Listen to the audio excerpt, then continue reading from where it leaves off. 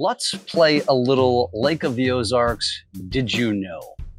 Did you know that the Lake of the Ozarks isn't actually a lake? It's a reservoir.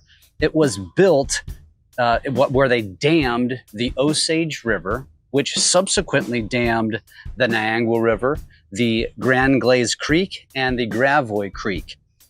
It has a surface area of over 54,000 acres and 1,150 miles of shoreline.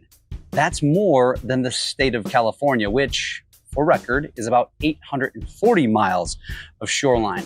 The main channel of the Lake of the Ozarks, not any of the arms, just the main channel, is over 92 miles. Runs from the Bagnell Dam up to the Truman Dam, which created the Truman Lake or Truman Reservoir.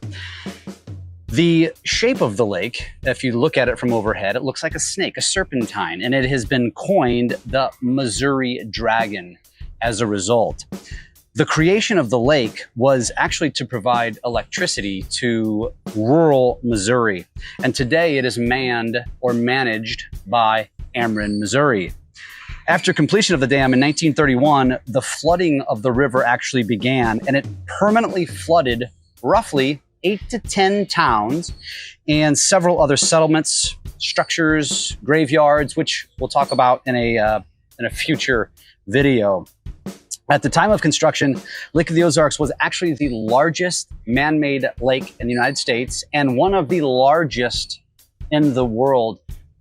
If you haven't been to the Lake of the Ozarks, it's, the way I describe it, unlike any other lake. Most man-made lakes are core lakes. They are lakes that were designed and created by the Corps of Engineers and controlled by the Corps of Engineers, whereas the shoreline of the Lake of the Ozarks is actually mostly privately owned, which is why it is such a massively commercialized lake.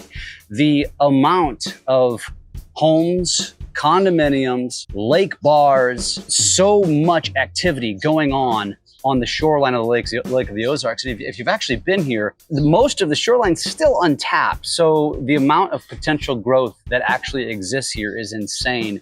The growth over the last few years since COVID has been insane.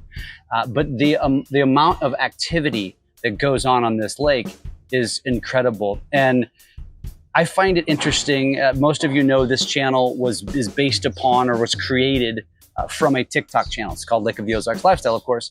And it's funny to me because a lot of my followers are one of two, 180-degree different side of the fence. Half of the followers are just haters of the Lake of the Ozarks. Most of them are table rockers. Some of them come from other various lakes around Missouri or surrounding states. And for whatever reason, many of them have a craw in their ass about the Lake of the Ozarks. I don't know why. Maybe it's because they had a nasty breakup here. Maybe it's because they got denied by a lovely lady or maybe a young man. Maybe it's because they got too intoxicated and had a very rough next morning. I'm not exactly sure, but the other 50% are just absolute lovers of the Lake of the Ozarks. I am one of them. You'll notice that most Lake of the Ozarkers aren't going on to other lake pages and spewing hate. So I don't really know what it is about it. I'd love to hear your thoughts. I just know this, that if you enjoy a lot of activity, if you enjoy a lot of things to do, and that includes not just those lake bars, not just great boating, and yes, there are some ridiculous boats here at the Lake of the Ozarks.